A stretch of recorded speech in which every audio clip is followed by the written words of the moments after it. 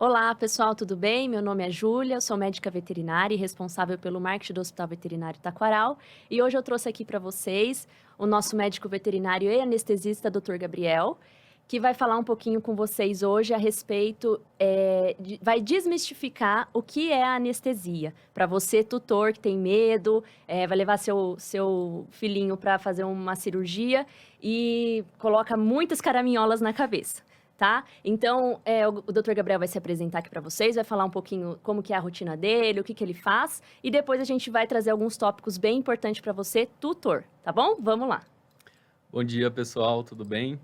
Como a Ju falou, meu nome é Gabriel, sou anestesista lá no Hospital Veterinário Taquaral, coordeno também uma pós-graduação de anestesia lá em Campinas, já trabalho lá no Hospital da Taquaral já vai fazer 10 anos, né, e há 6 anos que me dedico exclusivamente para a parte de anestesia, né? Hoje em dia não faço mais outro atendimento, né, atendimento clínico, e fico integralmente na parte de anestesia, que é uma área que eu realmente me apaixonei assim, profundamente. Assim, você poder contribuir, tirar a dor de um animal e ajudar ele na vida dele, né, é uma coisa que me deixa muito feliz por estar podendo fazer isso. E vim aqui justamente conversar um pouco com o pessoal, porque vivo isso diariamente, de receber um tutor, um responsável pelo animal, que está super apreensivo, né, porque vai passar por esse procedimento que muitas vezes a gente tem muito medo, né?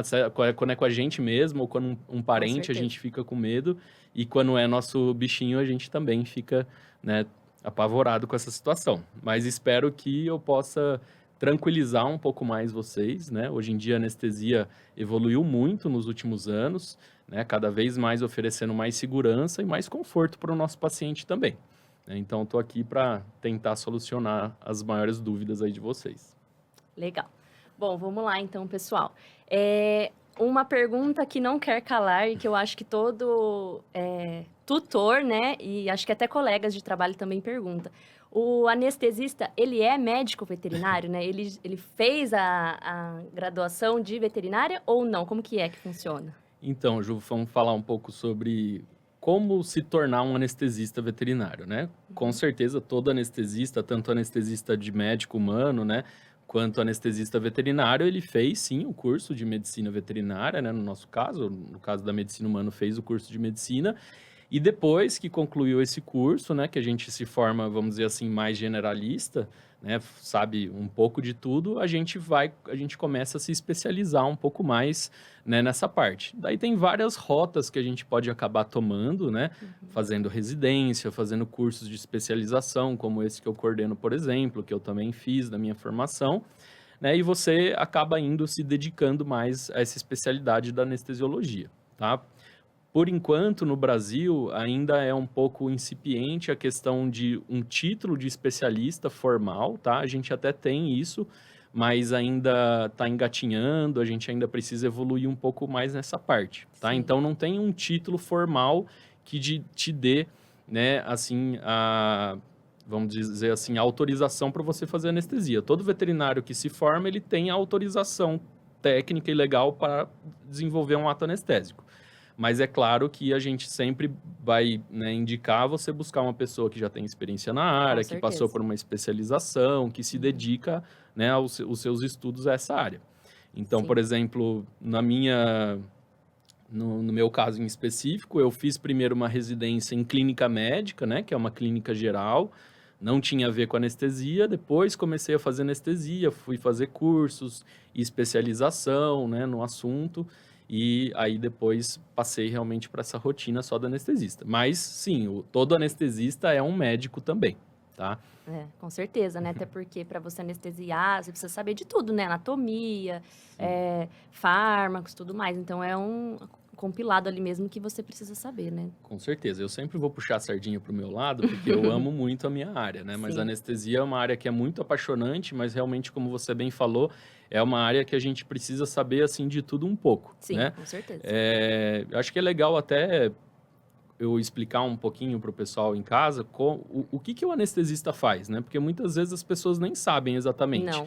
né, acha que é só ir lá e aplicar uma injeção e tá tudo certo.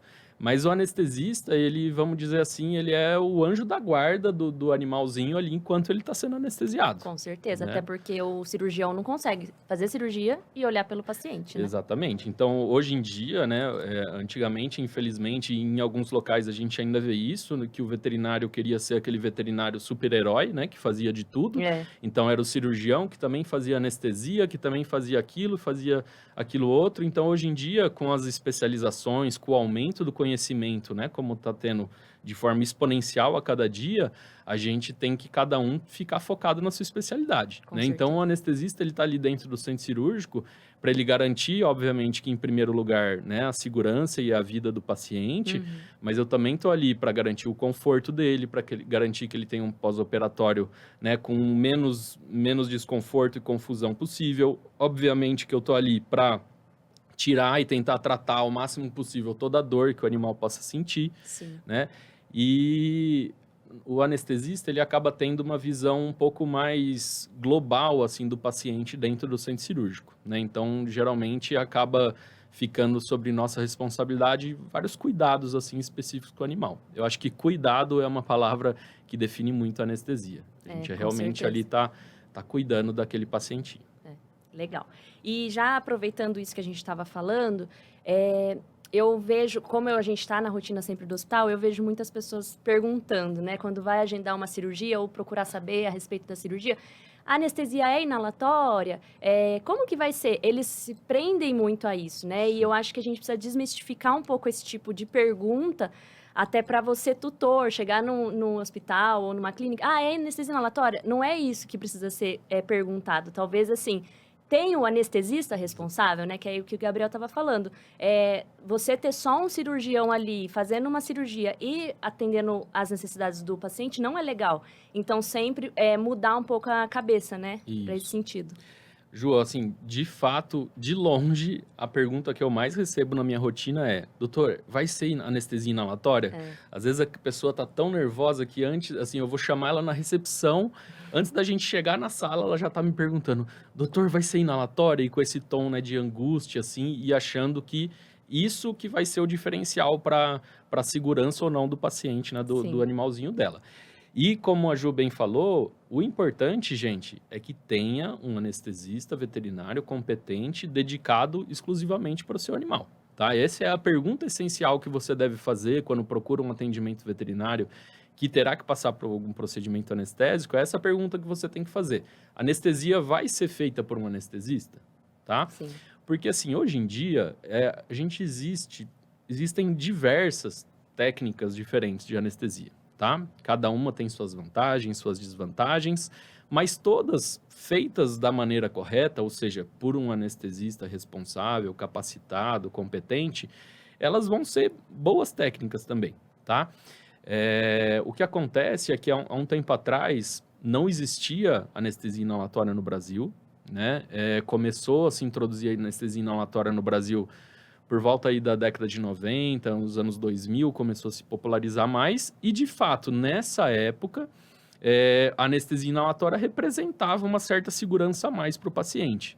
Mas o que eu sempre falo para os meus clientes, uma anestesia inalatória mal conduzida, ela vai ser Também. tão deletéria quanto qualquer Com outra certeza. anestesia mal feita, tá?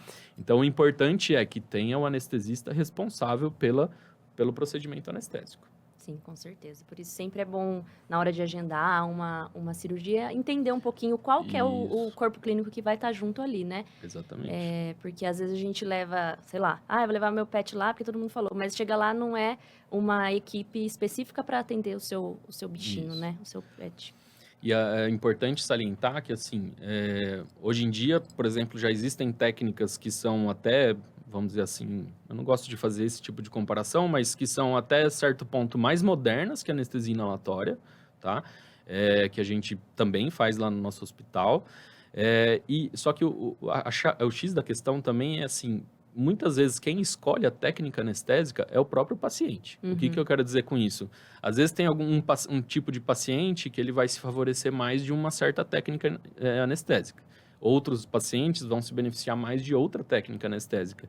Então, o anestesista moderno e o anestesista, né, atualizado, competente, ele precisa dominar diversas técnicas anestésicas diferentes, né, e adaptar qual que vai ser a melhor para aquele paciente naquela situação. Legal. E, Gabriel, uma pergunta até para mim, assim, que acho que não tem tanto aprofundamento no assunto, mas de onde que as pessoas tiraram isso, que a anestesia inalatória é a de eleição e que meu paciente vai sair muito bem e que não vai acontecer nada? Eu acho que é uma pergunta que todo mundo... Sim. A gente faz pro anestesista, mas a gente não sabe nem por quê, né? A gente está fazendo isso, a pergunta. Foi muito um pouco por isso que eu falei, dessa época que houve essa troca, né, dessa tecnologia, vamos dizer assim, porque antes o que acontecia? A gente fazia uma anestesia que a gente chamava de anestesia fixa ou anestesia total, que era quando a gente pegava uma seringa com fármaco, aplicava ali, por exemplo, intramuscular, né, ali na coxa do animal. E essa anestesia, assim, o quanto a gente aplicava era o quanto a gente achava que ia ter que, né, para fazer aquele procedimento. Às vezes tinha que aplicar de novo, às vezes, no máximo, pegava veia para aplicar alguma outra coisa. Tá. O animal não era monitorado, o animal não era intubado, né, que é quando passa aquele tubo pela traqueia. E, principalmente, o pessoal, às vezes, nem fornecia oxigênio para esse animal, tá? Quando veio a anestesia inalatória, invariavelmente, você precisa fornecer oxigênio até para o aparelho da anestesia inalatória funcionar. Então, quando a gente simplesmente começou a fornecer mais oxigênio para esses animais, isso já foi um avanço, tá? Sim. Mas é isso que eu disse, não adianta a gente fazer uma anestesia inalatória mal feita, que ela vai ser tão deletéria quanto outras anestesias, né? E uma anestesia inalatória mal feita também tem os seus riscos, né? Uma coisa que eu sempre digo para os tutores e para os clientes, risco a gente sempre tem. Se eu descer aqui do prédio e for atravessar a rua, eu tenho risco de um carro me atropelar, não tenho? Tem. E dependendo da onde a gente faz, né, esse procedimento anestésico, hoje em dia é maior a chance de você ser atropelado atravessando a rua do que acontecer alguma coisa na anestesia, obviamente, desde que ela seja bem feita, bem conduzida, tá? Sim. Só que daí, nessa época que teve essa troca de tecnologias, que, né, veio essa anestesia inalatória, o pessoal usou isso muito como uma forma de propaganda, né? Então, até colocava, às vezes, no outdoor da própria clínica, né? Aqui temos anestesia inalatória. E isso virou quase que uma pegada de marketing, né, para o pessoal. Então, eu acho que foi isso que criou todo esse mito da anestesia inalatória, né? Mas, como eu disse para vocês, vou falar de novo porque é importante. O importante não é se é anestesia inalatória ou não. O importante é que tenha um anestesista competente para conduzir o caso da melhor forma possível ali do caso do paciente.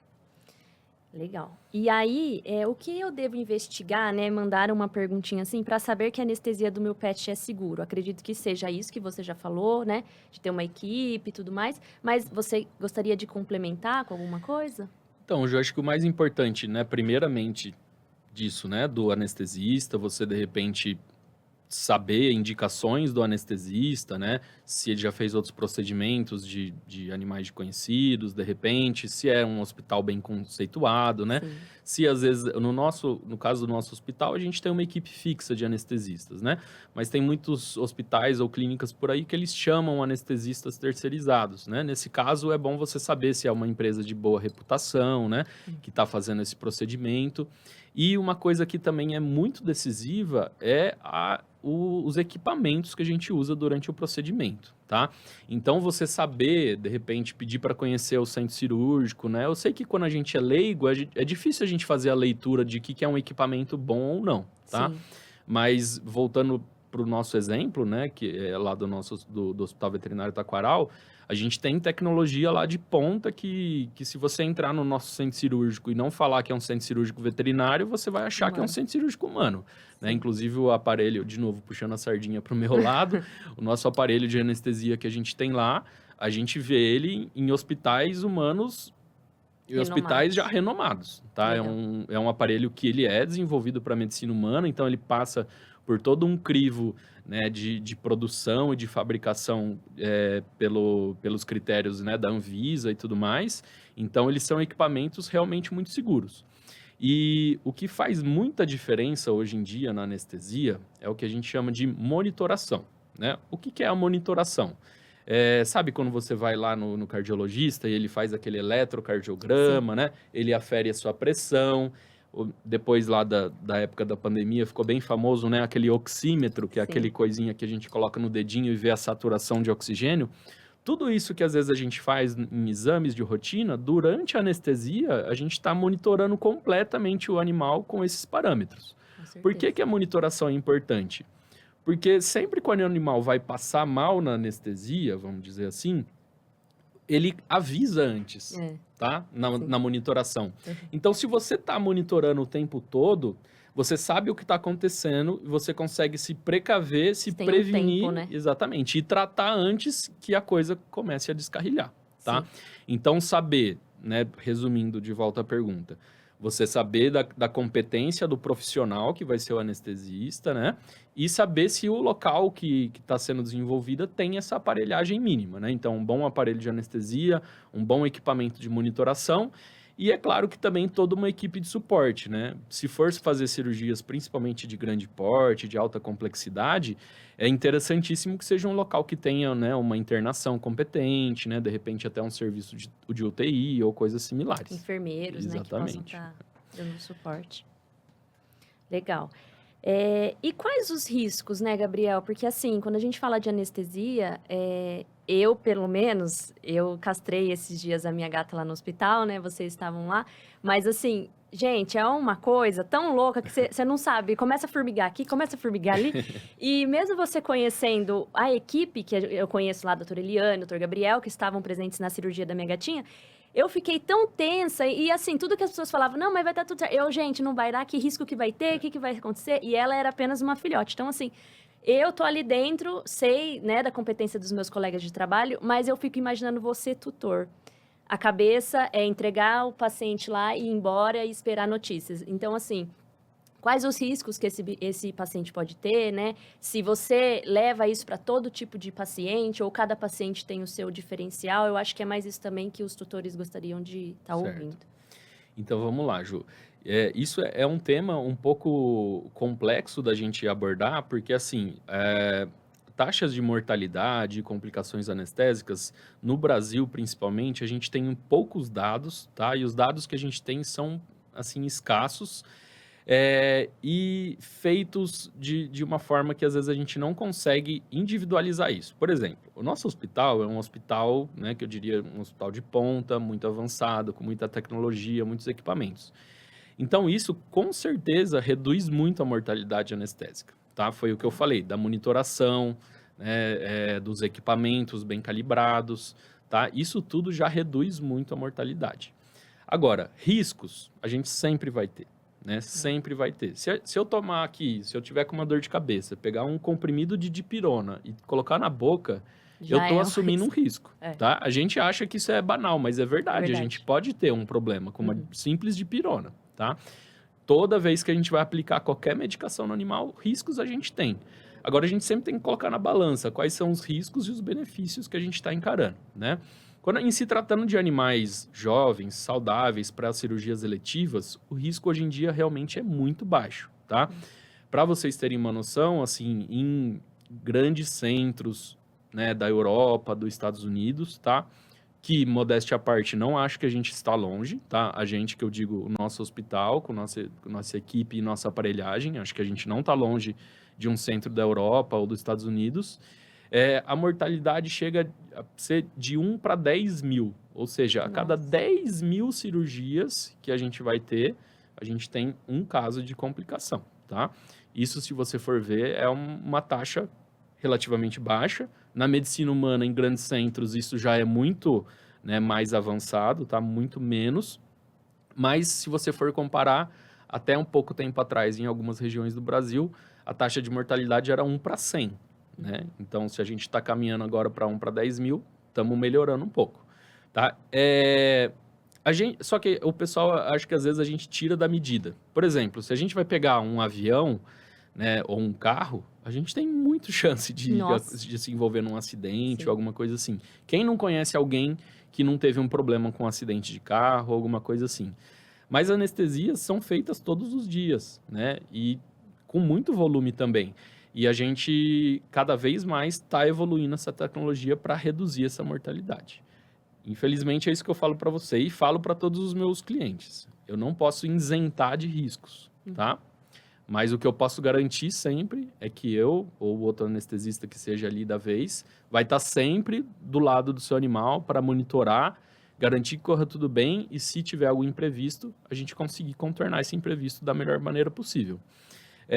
Uma coisa que eu tento sempre acolher o meu cliente nesse momento, o tutor. Sim. Eu sei que é um momento muito complicado para vocês. Frágil, né? Frágil. Eu faço isso, eu falo isso para os meus colegas, eu dou aula também, falo isso para os alunos, que assim, para você, aquilo ali é mais uma cirurgia. Às vezes você está fazendo 10 num dia, 5, 10 num dia.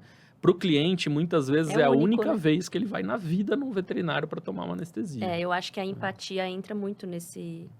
até para você, anestesista, né? E para o cirurgião também. Você chegar ali na mesa e falar, olha, seu paciente vai ficar aqui, a gente vai fazer a cirurgia. Mas é o que eu falo. Eu tava ali dentro do hospital, gente, eu fiquei dentro da sala, juro por Deus.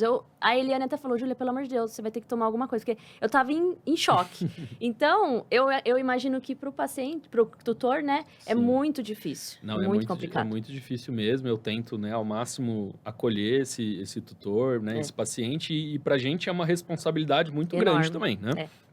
Porque eu tô pegando ali no colo muitas vezes, né? Muitas vezes, que eu digo, quase 100% das vezes, o amor da vida de alguém, né? Um filho, né? Filho, né? E é uma responsabilidade muito grande e, com certeza, essa responsabilidade muito grande é o que me faz sempre me atualizar, sempre querer saber as técnicas mais modernas para eu dar o melhor para o meu paciente. E ser um excelente profissional, né, Gabriel? Porque, olha, gente, Gabriel é...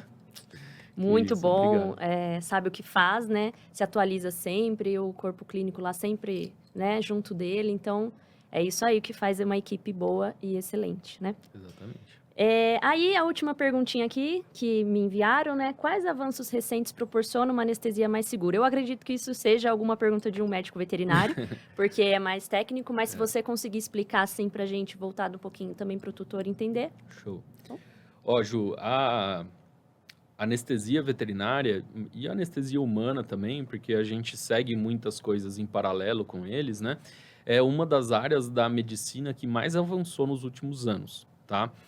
Isso principalmente em 2 quesitos. As técnicas de monitoração, como eu estava falando, que são essenciais, e as técnicas também, algumas outras técnicas de anestesia, principalmente de uma área que tem crescido muito, que é o que a gente chama de anestesia loco-regional. Tá? Anestesia loco-regional, vou tentar ser bem breve e explicar rapidinho. Por exemplo, sabe quando a gente vai no dentista para retirar o siso? Acho que a maioria do pessoal já tirou o siso, né? Ou algum dente. E daí o dentista vai lá e dá uma injeçãozinha ali na nossa boca, depois de um tempo a gente não sente nada. Amortece. Né? E amortece tudo ali, a gente não sente nada. A gente pode fazer isso da mesma forma praticamente em qualquer região do nosso corpo. Tá? Então, sabendo exatamente onde se passam os nervos que vão, né, inervar aquela região, a gente consegue colocar um anestésico local ali e bloquear toda a dor daquele procedimento. Então, esse é um ramo da anestesia veterinária que eu, diga-se de passagem, amo, tô me adentrando muito nesses estudos. É uma das coisas que mais tem avançado na veterinária e dado muita segurança para o nosso paciente. Por quê? Quando eu faço um procedimento anestésico com anestesia locorregional, eu não preciso deixar esse animal num nível de anestesia muito profundo, tá? O que vai trazer mais segurança e mais conforto para o paciente também, tá? Então, eu diria que o que mais, né, se avançou e o que traz mais segurança para os nossos procedimentos são isso. As técnicas de monitoração cada vez mais avançadas, para aquilo lá que eu falei, para a gente prever os problemas e tratar eles antes que aconteçam, e essas outras técnicas que a gente consegue, então, fazer cirurgias em níveis mais superficiais de anestesia, trazendo mais segurança para o nosso paciente. E aí, a gente estava trocando uma ideia esses dias que você falou do ultrassom, né? Que agora você está se especializando com isso para poder... É esse de fazer mais localizado. Também, o ultrassom é uma ferramenta que hoje em dia, pelo avanço tecnológico, pela portabilização, né? Hoje em dia, a gente tem ultrassons que são portáteis, né? Do tamanho de um celular, que você pode conectar no próprio celular e fazer um exame de ultrassom ali. isso está auxiliando muito e evoluindo muito a medicina, né? Eu recentemente tive a felicidade de adquirir um equipamento desses e já tenho colocado na rotina do hospital. Então, mediante esse aparelho, eu consigo fazer bloqueios mais certeiros e mais guiados para dar mais conforto ainda para o paciente. Ah, legal. Bom, Gabriel, você gostaria de complementar com alguma coisa? Eu vou só fechar, que eu acho que arremata bem tudo isso que a gente falou. A gente aqui na medicina veterinária, né, na medicina também, a gente se baseia muito em guias que a gente faz, né? Então, a comunidade científica se reúne, os nomes mais renomados das áreas se reúnem e fazem congressos, e desses congressos tiram documentos que são como guias de conduta de como a gente deve conduzir. E o último guia que a gente teve dessa parte sobre a anestesia veterinária, ele abre o guia com uma frase que eu acho, assim, ótima e que resume bem tudo isso que a gente falou. O guia fala assim: não existe anestésico seguro, né? Ou seja, não existe medicamento seguro, existe o anestesista seguro. Com tá? certeza.